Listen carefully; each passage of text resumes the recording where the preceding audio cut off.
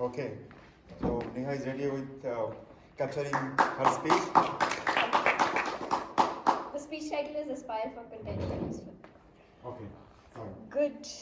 Good morning, dear Toastmasters and welcome guests. Imagine it's your 30th birthday. Quite an important year of a birthday, you'd bet, right? I'm aware that quite a few of us would have celebrated their 30th long back, I being one of them. And I'm sure there are a few others in the room who are desperate to not reach their almost upcoming 30th birthday pretty soon. Irrespective of which of the two cohorts you belong to, I have a question for you. How do you want your near and dear ones to be celebrating this special day for you? What is your expectation of them? Anyone? No.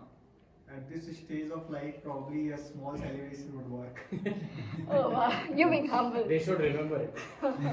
That's the best, right?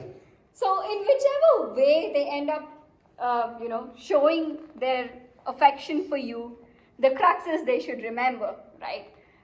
We all have different expectations of the specifics, right? Some of us may want a grand party to be thrown, right? Some of us may prefer a quiet dinner. Some of us may want an adventurous outing, and yet others may prefer loads of gifts coming our way. Or it could be just a combination of one or more of these, and some more. So no matter how our preference for celebrating, we definitely want our loved ones to be close by and near us, and to be planning this special occasion of us having reached this epochal milestone of spending 3 promising decades on this beautiful planet. We just need a special acknowledgement, right? If you ask me, I'd any day prefer a boisterous grand house party with friends and family. Probably more than the number of people my house can comfortably fit in. But it's really about people, chit-chatter, laughter, great conversations, and delicious food. Anyway, no celebration without delicious food, right? The crux is, we would want our dear ones to be close by and plan something special to make us feel good about that milestone. However, when I reached my 30th birthday a few years back, I did not have that luxury. My husband was traveling on a work stint, and I was left home alone. Candidly, I did not bother much. I prioritized practicality and just went about going my usual day. I was confident that a compensatory celebration would come somewhere down the line. So I was at home. I started my day at home, went about my usual work day. Of course, greeted by scores of messages, phone calls from friends and family. There were flowers, cakes, and sweets as well. It was good, reasonably good. My colleagues, on the other hand, were kind enough to join me for an evening dinner and drinks, and we went to Toy, so great food. And as the evening wrapped up, I headed home as the night fell, giving way to a fresh new day thereafter. Just the usual, right? And I never went back to thinking about that day amongst all these years, until fairly recently when social media nudged me to. Now that's the catch. When social media gave me a sneak peek into how some of my younger siblings were celebrating their 30th, something within me changed. And especially when I saw my husband's younger brother throwing a stupendous party for his wife's 30th,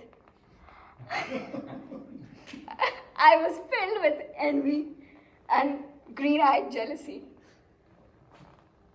That provoked me into thinking and wondering, what changed?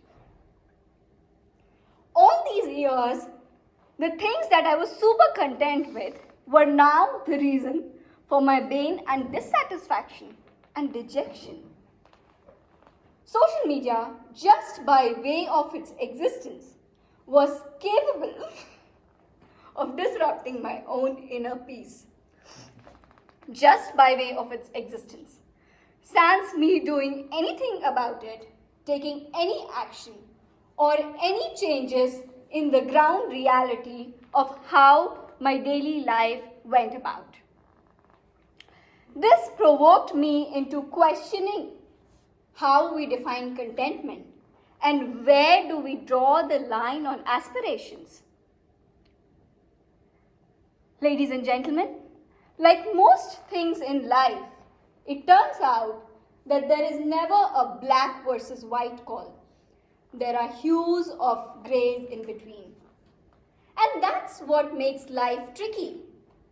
Though, that's also what brings out the innate beauty of the human mind.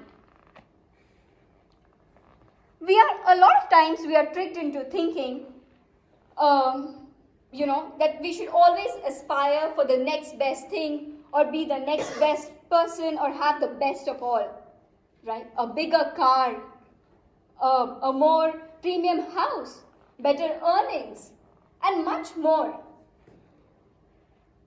Once we achieve one milestone in life, there is always an aspiration to achieve the next best thing, and then the next best thing, and it goes on. There is hardly any room to take a pause or to reflect. Now, don't get me wrong. Aspiration is very important. In fact, it is the bedrock of continued growth in life. However, it is also important for us to take a pause and reflect. It is important for us to respect the reality of our present and appreciate what we do have and where we are in life. Armed with this thought, I urge you all to question the impact of your virtual world feeds on your real world lives often. So the next time you feel overwhelmed with a sense of comparison, envy, or dissatisfaction, remember, it's inevitably you and you alone who can hurt yourself in the long run.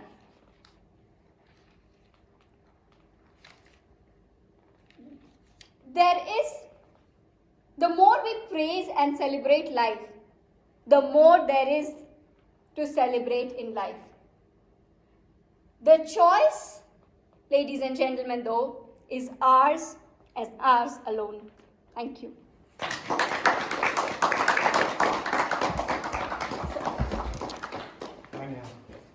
Thank you for this nice speech that you have just talked about.